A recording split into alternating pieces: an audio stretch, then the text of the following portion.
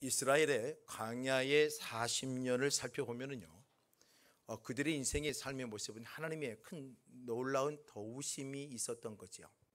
하나님의 도우심이 없다면 이들은 광야의 40년을 견딜 수가 없었을 것입니다. 먹을 것이 없었을 때 하나님이 만나를 주셨고요, 물이 없었을 때 반석을 쳐서 물을 먹게 하셨고요, 고기가 먹고 싶다 할 때 메추라기를 주셨고요, 구름 기둥과 불 기둥 같은 걸 통해서 그들의 길을 인도해 주셨고 그들의 여정을 함께하여 주셨다는 것입니다. 이게 바로 이스라엘 백성들의 모습이고 넓게는 우리들의 모습이기도 합니다. 이처럼 우리도 마찬가지예요. 하나님의 도우심 없이는 살아가기가 힘들고 어려울 수밖에 없다는 것입니다. 하나님의 도움의 손길, 우리의 인생의 삶에는요 끊임없이 있어야 되고, 그 하나님의 도움의 손길을 바라보면서 살아야 되는 것이 오늘 저와 여러분들의 인생이라는 것입니다. 그런데요, 이게 하나님의 도움을 받기 위해서라면 우리 하나의 커다란 조건이 하나 있습니다. 이것은 꼭 놓쳐서 안 될 조건입니다. 그건 거룩이라는 것입니다. 이스라엘 백성들이 아수르에게 멸망하고 그리고 바벨론에 멸망했던 이유가 뭘까요? 그들이 하나님의 백성으로서의 진정한 거룩함을 지키지 못하고 타락의 모습, 그리고 하나님을 버리고 이방의 신을 따르고 세상을 쫓아갔던 것들이 그들에게 큰 문제가 덩어리가 되어진 겁니다. 그래서 결국은 그들의 인생의 삶의 모습은 어떻게 됩니까? 멸망이었던 거죠. 가슴 아픈 멸망입니다. 하나님께서 솔로몬 성전에게 하나님 은혜를 주시고 성전을 지었지 않습니까? 근데 그 성전까지도 하나님 어때요? 무너뜨려 버리고 하나님께 멸망시켜 버렸다는 것입니다. 이런 모습을 보더라도 주님이 우리에게 요구하는 게 뭘까요? 주님은 우리에게 거룩한 백성이요 하나님의 백성으로 신실함을 갖기를 원하시는 겁니다. 오늘 본문의 말씀을 보면 이사야 선지자가 이스라엘 백성들에게 전하는 메시지와 같은 겁니다. 여호와의 손이 짧아 구원하지 못하심도 아니요 귀가 둔하여 듣지 못하심도 아니다. 하나님이 능력이 없느냐? 하나님이 힘이 없느냐? 너희들의 상을 모르느냐? 그렇지 않다는 거죠. 다 알고 있다는 거죠. 그런데 뭐가 문제입니까? 2절입니다. 오직 너희 죄악이 너희와 너희 하나님 사이를 갈라 놓았고 너희 죄가 그의 얼굴을 가리어서 너희에게서 듣지 않으신다라고 되어 있습니다. 좀 무거운 표현이라는 말은 뭐냐면 우리의 소리를 듣지 않고 우리의 환경을 보지 않으시고 우리를 외면하고 있다는 것이죠. 이게 뭐 때문에 그럴까요? 이건 죄 때문에 그러는 겁니다. 분명 우리는 하나님의 도움을 받아야 돼요. 하나님의 인도하심의 손길, 하나님의 구원의 손길, 하나님의 역사의 손길을 우리는 느끼고 매 순간 그걸 누리며 살아야 되는 게 오늘 저와 여러분들이에요.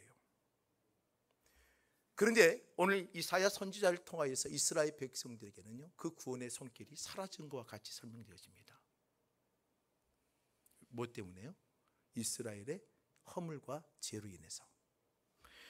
그래서 3절부터 8절까지 그들의 허물과 죄를 조목조목 표현을 하고 있습니다. 뭐라고? 3절 보세요. 너희 손에 피, 너희 손가락이 죄악에 더러워졌고 너희 입술은 거짓을 말하고 너희 혀는 악독을 말한다고 되어 있습니다. 또 4절에는요 공의대로 소송하는 자도 없고 진실하게 판결하는 자도 없다는 거예요. 재판부 자체가 판결하는 재판이 타락해버린 거죠. 옳고 그름을 판단할 수 없는 재판 어떤 환경이 되어진 겁니다.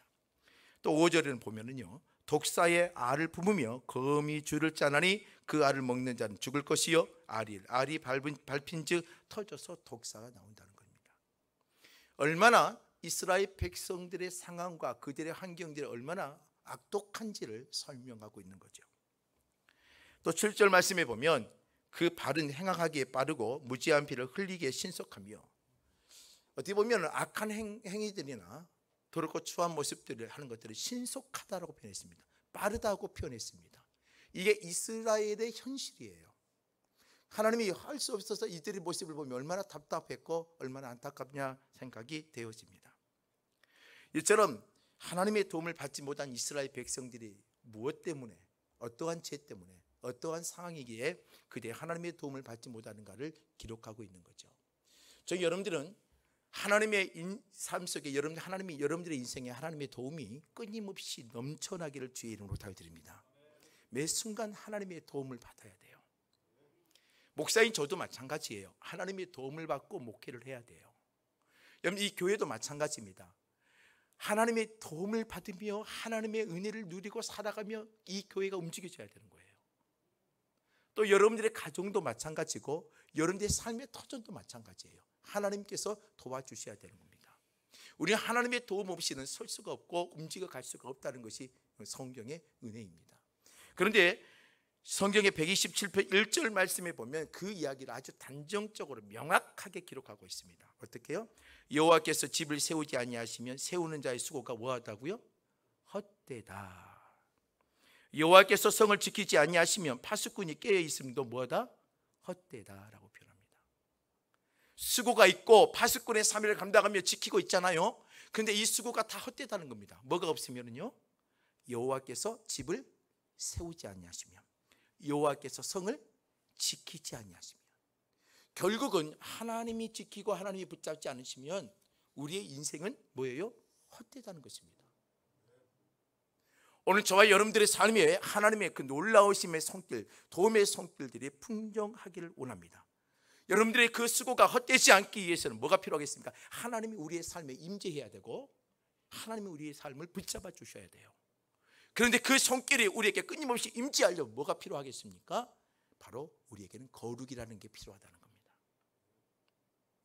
신실함과 진실함, 그리고 깨끗함, 그리고 우리에게는 죄의 문제가 해결되어져야 됩니다. 이 죄라는 것은요, 하나님과 우리의 관계를 무너뜨리는 겁니다. 자, 에덴에 우리는 하나님께서 큰 축복 가운데 아담을 줬습니다. 아담이 하나님의 창조물 가운데 관리할 수 있도록, 경작할 수 있도록 하나님 은혜를 줬지요. 또 혼자 독처하는 것이 보고 너무나 외롭게 보기 때문에 어때요? 화를 하나님이 허락해 주셨습니다. 그런데 그들이 그 에덴에서 아주 자유롭게 풍요롭게 다니다가 뱀을 만나게 되고 사단의 유혹에 넘어가 하나님의 명령을 거부하게 되었습니다. 결국은 그 에덴에서의 축복과 평화로움은 무너져버리고 쫓겨나게 되어지죠. 무엇 때문에 그렇겠습니까? 하나님의 명령의 거부요, 하나님의 뜻을 거부하는 것이요, 죄의 문제로 인해서 그 자리를 떠나게 되어집니다. 오늘 저와 여러분들이 하나님의 도우심을 받기를 원합니까? 하나님의 은혜를 누리기를 원하십니까? 그렇다면 오늘 저와 여러분들은 이 하나님과의 관계가 무너지지 않도록 하나님의 명령과 율례와 법도를 여러분들의 목숨처럼 지켜내며 하나님의 은혜를 누릴 수 있는 자가 되시기를 주의 이름으로 축원합니다. 여러분들 하나님의 명령은요, 여러분 목숨처럼 지켜야 됩니다. 왜요? 우리의 수고가 헛되지 아니하고 우리의 수고가 하나님의 영광이 되어지고 하나님의 놀라움이 되어지려면 하나님의 도움의 손길이, 하나님의 놀라운 은혜가 임해야 되기 때문에 하나님과의 관계가 무너지지 않기를 주의 이름으로 부탁드립니다. 이사야서 1장에 가서 보면은요, 하나님이 이사야 선지자를 통해서 이스라엘 백성들에게 뭐라 말하느냐? 여호와께서 말씀하시되 오라 우리가 서로 변론하자. 너희의 죄가 주홍 같을지라도 눈과 같이 희어질 것이요, 이 말을 했습니다. 이 말은 무슨 뜻이에요? 지금 이스라엘 백성들에게 이사야 선지자를 통하여 너희들 제발 하나님 앞으로 나오라. 뭘 갖고 나오라는 거예요? 그들의 죄를 갖고 나오라는 겁니다.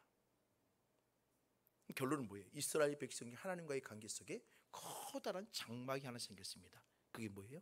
죄라는 장막이라는 거죠. 하나님 앞에 나와 죄를 해결하고 하나님께 그 해결된 하나님의 백성들이 뭐 하겠다는 겁니까? 땅의 아름다움의 소산을 먹을 것이요, 또한 하나님께서 놀라운 은혜의 모습을 누리게 될 것이라는 것을 설명합니다.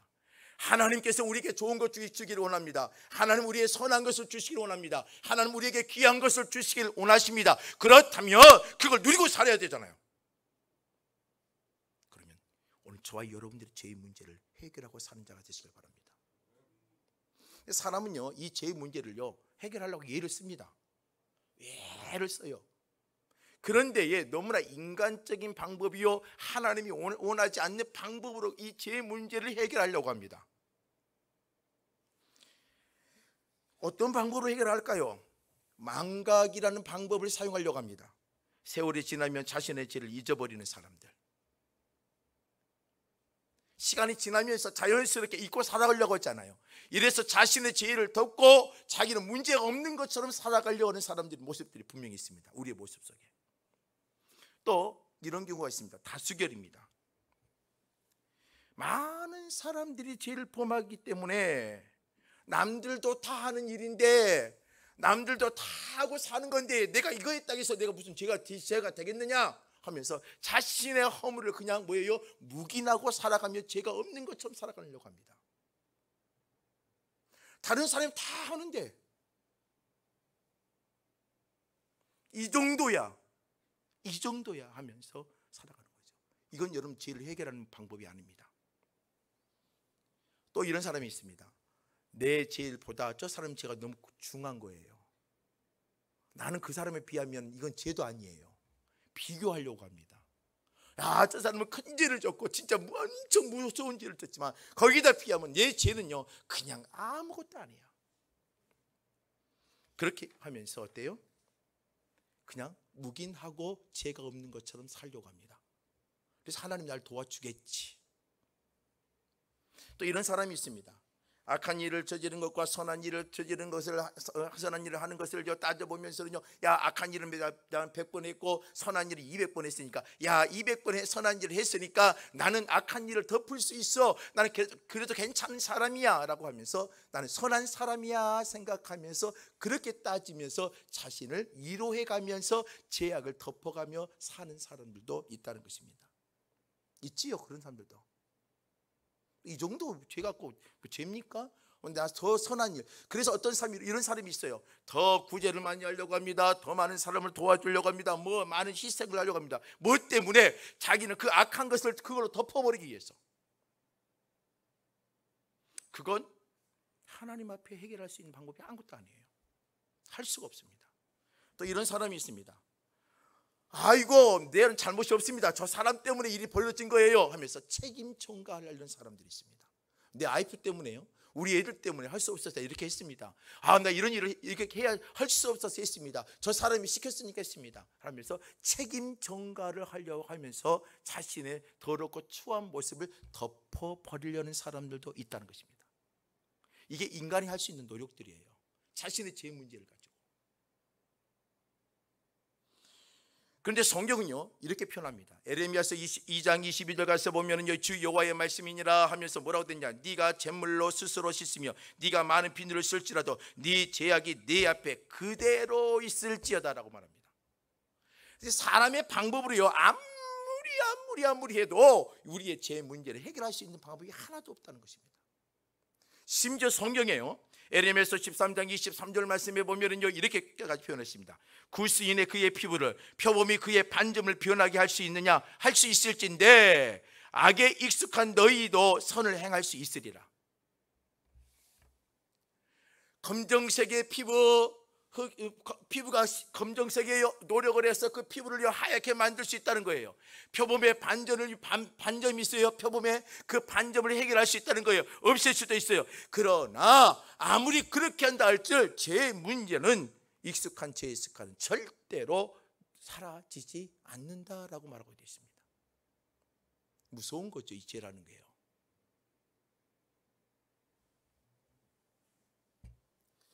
저는 여러분들이 이 죄의 문제를 하나님께 합당한 방법으로 해결하고 하나님의 영적인 친밀감과 영적인 관계가 회복되어져서 하나님의 도우심이 여러분들의 인생의 삶에 끊임없이 임하며 하나님의 놀라운 역사 가운데 나가기를 주의 이름으로 부탁을 드립니다. 하나님과의 관계, 여러분들의 심령 속에 있는 쓴뿌리, 이 죄의 문제를 해결하지 않는 채 여러분들이 하나님의 도움을 간구한다고요? 아니요, 그 기도는 들어주시지 않으십니다. 그러면 우리에게 중요한 세 가지 생각이 있습니다. 여러분, 하나님의 도움을 받기 위해서, 여러분들이 하나님과 영적인 관계를 회복하기 위해서 오늘 저와 여러분들이 이 죄의 문제를 쓴뿌리를 해결하고 하나님의 끊임없는 여러분들의 삶에 하나님의 도움의 손길, 하나님의 구원의 손길을 누리기 위해서 여러분들이 가져야 될 세 가지의 생각이 있어요. 이 생각은 꼭 놓치지 않고 품고 사시길 바랍니다. 먼저 하나는 뭐냐면 예수가 메시아다. 예수가 누구라고요? 메시아입니다. 구원자라는 겁니다. 예수님이 이 땅에 오셔가지고요, 여러분의 마구의 베들레헴 마구의 그곳에 구육관에 오셨습니다. 그리고 그 3년의 공생의 기간 동안에 사역을 하시면서 수많은 사람들에게 슈퍼스타로 오신 것 아닙니다. 대형 인기를 몰이라고 권력을 누리고 그들의 사람들을 압박하며 자신의 권위주의적인 힘을 가지고 인생들을 움직여 가려고 하지 않으셨습니다. 주님은요, 겸손의 왕으로 오셨습니다. 주님은요, 오늘 우리에게 낮아짐으로 오셔서 우리를 어때요? 우리의 연약한 죄의 문제를 해결하실 왕으로 오셨습니다. 그래서 이 세례 요한은 예수님을 보고 뭐라고 했습니까? 세상 죄를 지고 가는 하나님의 어린 양이라고 표현합니다. 예수님이 이 땅에 오셔서 우리의 유월절의 어린 양이 되셨습니다. 여러분들 출애굽을 할 때에 그 이스라엘 백성들의 문에 그 양의 피를 발랐을 때에 죽음의 천사가 넘어가는 것처럼 예수를 품었을 때에 아무리 죄가 있어도 그 예수를 믿고 나가는 자에게는요, 죽음의 천사가 임하는 게 아니라 우리에게 생명의 은혜가 임할 수 있다는 것을 보여주신 거예요.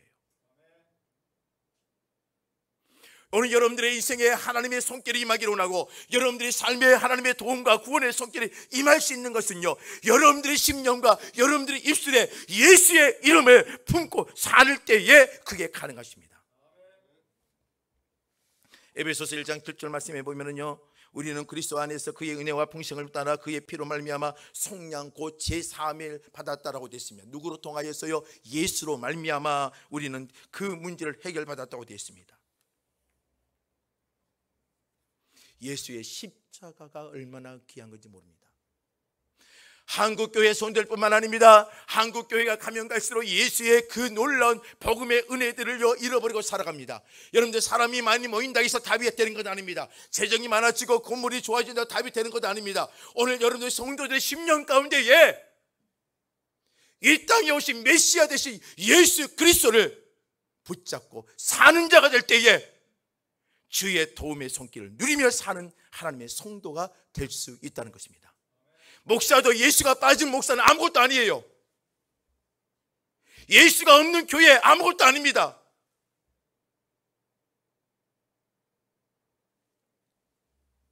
구약시대를 보세요. 양을 잡았습니다. 염소를 소를 잡고요, 비둘기를 잡고요. 가난한 자들은요, 그것도 잡을 수가 없으니까 곡식을 빻아서 매번 나와서 자신의 죄의 문제를 해결받습니다. 매번 나와서 자신의 죄의 허물을 고백하고 그 제사장 앞에 자신의 고백을 하며 죄의 문제를 해결받고 갑니다. 그런데 예수 그리스도가 이 땅에 오셔서 단 한 번에 세상 죄를 지고 가는 하나님의 어린 양의 역할을 감당하시며 우리의 쓴뿌리와 우리의 고통의 모든 짐들을 지고 가셔버렸다는 것입니다. 이사야서 53장 4절부터 6절 말씀을 보면은요, 성찬예식 때 많이 쓰는 말입니다. 그는 실로 우리의 질고를 지고 우리의 슬픔을 당하였거늘 우리는 생각하기를 그는 징벌을 받아 하나님께 맞으며 고난을 당한다 하였노라. 이게 중요하죠. 그가 찔림은 우리의 허물 때문이요, 그가 상함은 우리의 죄악 때문이라. 그가 징계를 받음으로 우리는 평화를 누리고. 얼마나 감사해요. 예수가 채찍을 맞고 찔림을 당하고 예수가 징계를 받음으로 우리가 뭘 얻는다고요? 주님의 평화를 얻는다고 되어 있습니다. 그가 채찍에 맞음으로 우리는 나음을 받았다라고 되어 있습니다. 그리고 예수가 모든 죄악을 그에게 담당시켰다라고 표현하고 있습니다.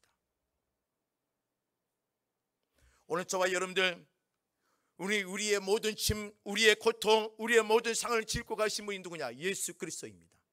이 땅에 오신 예수 그리스도가 메시아입니다. 여러분들의 심령 가운데 이 메시아 되신 예수를 놓치지 않고 붙잡고 사는 믿음의 성도, 거룩한 성도가 되실 주 이름으로 축원합니다. 그럴 때 여러분들의 인생에 하나님의 도움의 손길이 사라지지 않는다는 것입니다.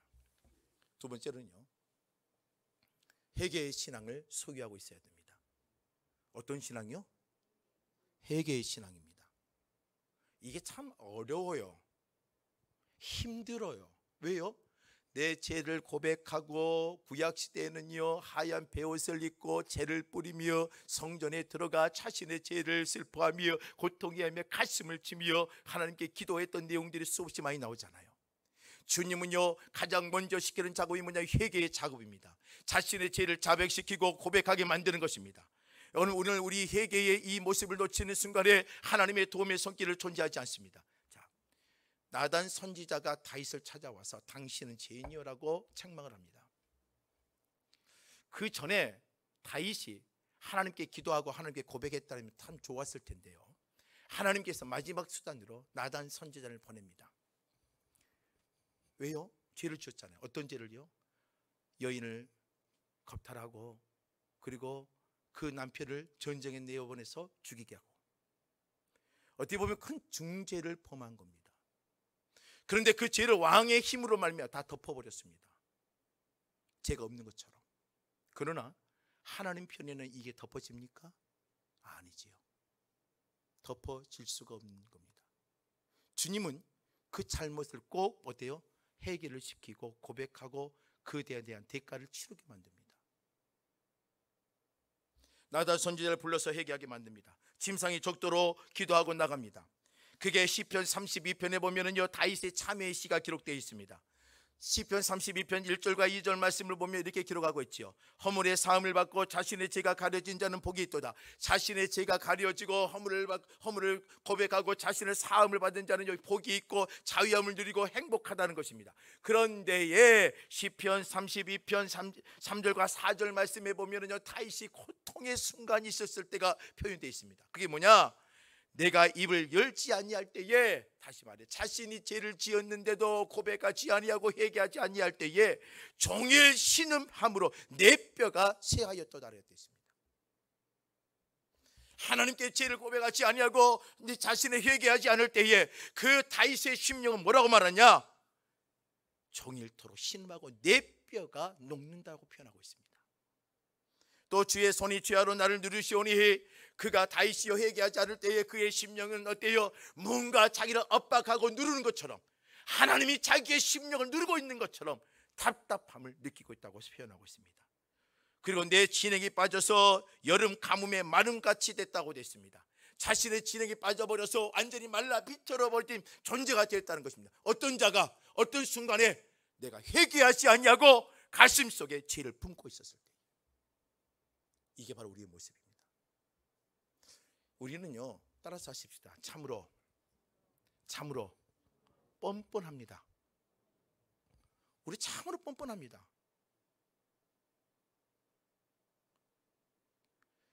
죄와 허물을 가지고 있어도 그걸 회개하지 아니하고 그 무거운 짐덩어리를 가지고 살아가는데 전혀 내 안에는 무거운 짐덩어리가 없는 것처럼, 문제가 없는 것처럼, 나는 죄인이 아닌 것처럼 뻔뻔하게 살아갈 때가 수없이 많다는 것입니다. 목사인 저도 마찬가지고 오늘 이곳에 앉아있는 저와 여러분도 마찬가지일 겁니다. 오늘 우리는 이 회개의 신앙을 회복해야 됩니다.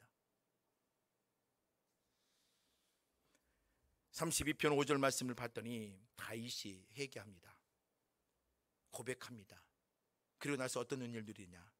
내가 이르기를 내 허물을 여호와께 자복하리라 하고 주께 내 죄를 아뢰고 내 죄를 숨기지 아니하였더니, 고백했어요.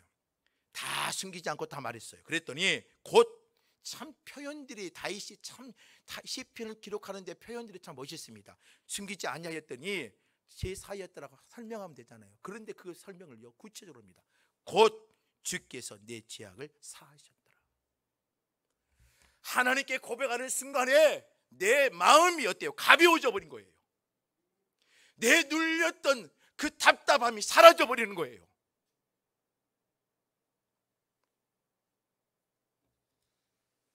오늘 저와 여러분들이 하나님의 도움을 받기를 원합니까?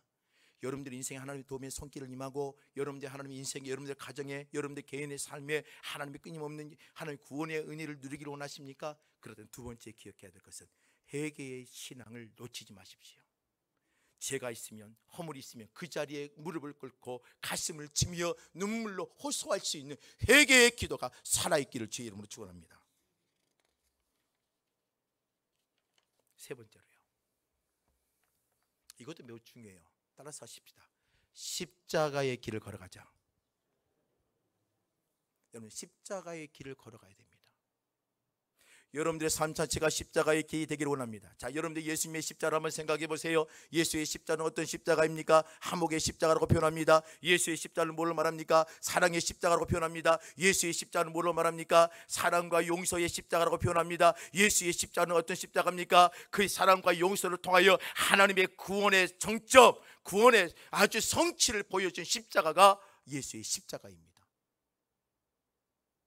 그 안에는 용서가 담아 있습니다. 그 안에 사랑이 담아 있습니다. 단순히 용서와 사랑만 담아 있는 게 아닙니다. 용서의 사랑을 넘어 그 영혼을 하나님의 백성으로 구원시키며 하나님의 자녀로 이끌어가는 십자가입니다.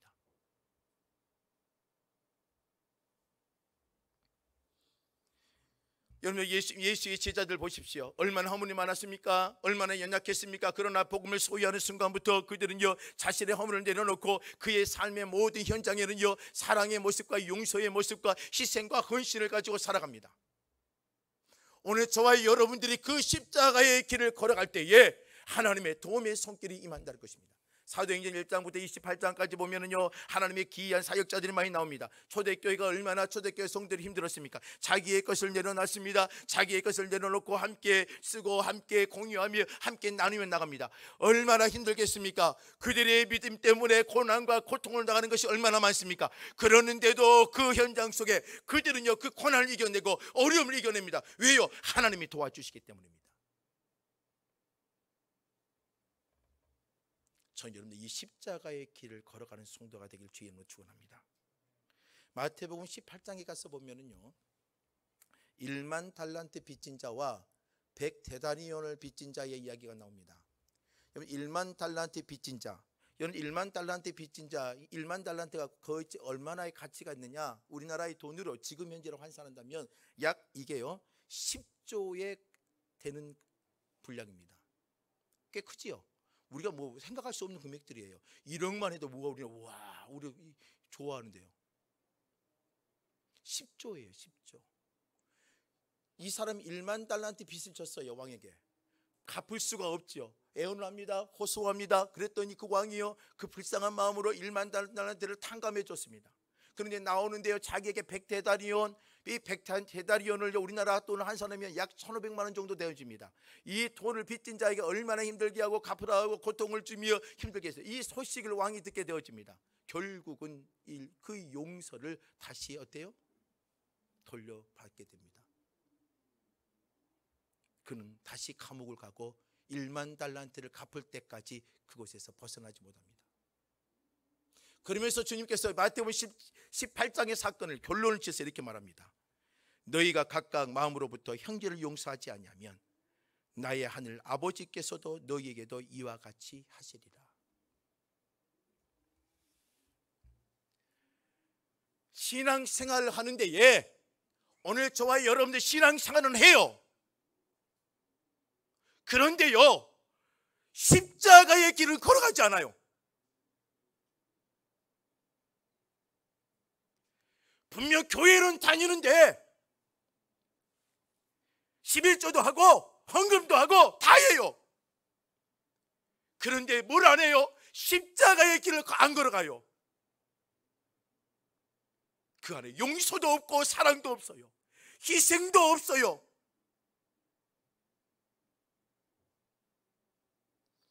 하나님의 도움을 받기를 원합니까? 여러분들 수고가 헛되지 않았으면 좋겠습니다. 여러분들의 삶에 여러분의 수고가 헛되지 않고 여러분들의 삶에 하나님의 축복의 삶이 넘기를 원합니다. 그렇다면 여러분들 제발 십자가의 길을 걸어가십시오.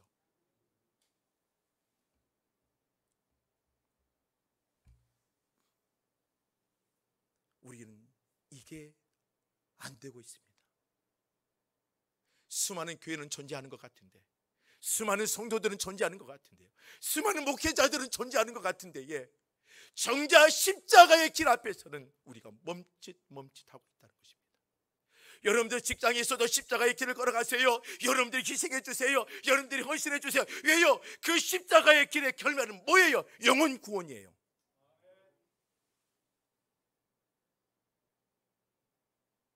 여러분들 용서해 주시고 여러분들 사랑해 주시고 여러분들이 화목의 길을 만들어 주세요. 그러나 그 결과는 뭐냐? 복음의 완성인 영혼 구원이란 말입니다. 이게 교회가 보여줘야 되고 우리가 걸어가야 될 길이에요. 그럴 때에 하나님은 여러분들의 인생을 구원하여 주신다는 겁니다. 구원하니까는요 영혼 구원만 생각해요. 하나님 죽어서 하나님의 나라 갈 그것만 생각해요. 아니에요. 지금의 내 문제, 지금 내 감당해야 될 어려움, 내가 지금 고민 가운데 있는 문제들, 주님께서 그 안에서도 우리를 건져 주신다는 거예요. 이게 구원이란 말이에요.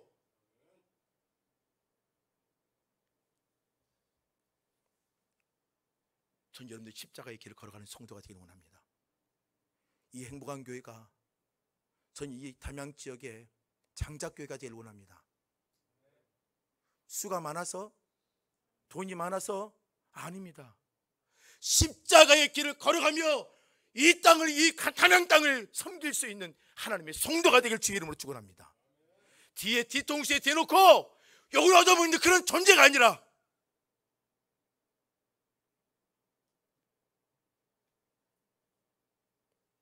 진정으로 우리가 서 있는 그 자리가 십자가의 길이 되기를 주의 이름으로 축원합니다. 한 가지 이야기라고 마무리하려고 합니다. 어떤 여자의 집사님의 간증입니다. 남편이 도박에 빠져 있었습니다. 술에도 빠져 있었고요, 또 여자에도 빠졌습니다. 뭐 삼박자가 다 갖춰졌죠. 술도 좋아하고 여자도 좋아하고 도박도 좋아하고. 가정이 얼마나 힘들겠습니까? 가정은 돌아오지도 않습니다. 부인은 항상 어려움에 처해 있습니다. 자기가 겨우 어떻게 한 달 한 달을 살아가고 있습니다. 남편을 보고 그 자기의 상황 속에 얼마나 원망과 불만이 커졌겠습니까? 죽이고 싶은 마음이 생기고 저주하고 싶은 마음이 생기고 얼마나 그의 입에서 남편을 향한 몸부림을 치는 고통의 악한 말들이 쏟아져 나왔겠습니까? 그런 시간, 오랜 시간을 지나왔습니다. 그런데요, 어느 날 아침 문제가 발생합니다. 어느 날 아침 그 여인의 온몸이 비틀어져 버렸습니다. 온몸이 비틀어져 걸어갈 수도 없을 정도로 온몸이 비틀어져 버렸습니다. 왜요? 분노로 인해 그 몸이 감당할 수 없으니까 다 틀어져 버린 겁니다. 고통스럽지요. 그 여인은 그 순간부터 더 저주스러운 말을 품고 자신의 인생은 남편 때문에 했고 저 남편 때문에 그랬다면서 저주하면서 밖에도 나가지 못하고 집 안방에서만 살아갑니다. 그런데요, 참 하나님께서는요 그 여인을 외면하지 않으셨어요. 그 집에 전도자가 들어오게 됐습니다. 그리고 그 여인에게 누구 이야기를 하냐? 예수의 십자가의 이야기를 해줬습니다. 주님이 이렇게 걸어가셨더라. 그 십자가가 용서와 사랑과 화목이었고 진정한 구원의 은혜였고, 이 이야기를 쫙 몸부림을 못하니까 나가란 말도 못하고 할 수 없이 그 사람 어때요? 아무도 없으니까 그 사람한테 하고 싶은 이야기 다 하고 간 거예요. 그리고 이 여인이 며칠 동안 그걸 되새기고 시작합니다. 전도자가 해줬던 이야기를 되새기고 또 되새기고 시작합니다. 그런데 놀라운 일이 벌어졌어요. 그의 몸이 풀리기 시작합니다. 그리고 그의 몸이 완전히 풀려서 정상으로 돌아왔습니다. 그러니까 또 여러분들 뭐 이소부와 같은 이야기 아니에요? 이게 복음이에요. 그 여인의 간증 속에 이게 있습니다. 예수의 십자가를 생각했더니 내가 걸어가고 있는 이 길이 분노와 원망의 길이 될 필요 없이 용서와 사랑과 화목과 은혜의 길을 찾을 수 있었더라 이겁니다. 오늘 저와 여러분들 주님의 도움의 손길을 누리기 원하십니까? 여러분들 가슴속에 쓴뿌리를 품고 있는 한 하나님의 역사는 나타나지 않아요. 여러분들 가슴에 쓴뿌리를 품고 있는 한 여러분들 기도의 역사가 나타나지 않아요.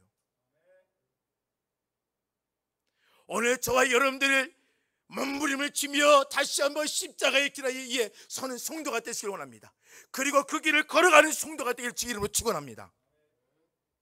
여러분 걸어가는 그 순간순간마다 용서가 있고 사랑이 있고 화목이 있고 희생이 있고 예수의 복음을 선포하며 예수의 사랑의 사명의 길을 걸어가십시오. 이게 우리의 삶의 모습이라는 것입니다. 말씀을 정리합니다. 목사도 도움을 받고 살아야 돼요. 누구에게요? 하나님의 인도하심 없이는 나갈 수 없어요. 성도들도 마찬가지고요. 세 가지 기억하십시다. 예수님의 메시아적 사역, 내 죄 문제를 해결해 주신 그 예수 그리스도를 붙잡고 사는 거예요. 두 번째로는요, 회개의 신앙입니다. 제발 죄를 지었으면 그 자리에서 무릎 꿇고 기도하십시오. 세 번째요, 십자가의 길을 걸어가세요. 여러분 미워하지 마세요. 여러분들 원통함을 갖지 마세요. 여러분 안 될 수도 있고 주저앉을 수도 있고 실패할 수도 있어요. 그래도 그 자리가 십자가의 길이다 생각하며 헌신과 희생의 길을 걸어가세요. 저주스러운 도끼를 품지 마세요. 그럴 때에 주님은 여러분들의 인생을 도와주십니다.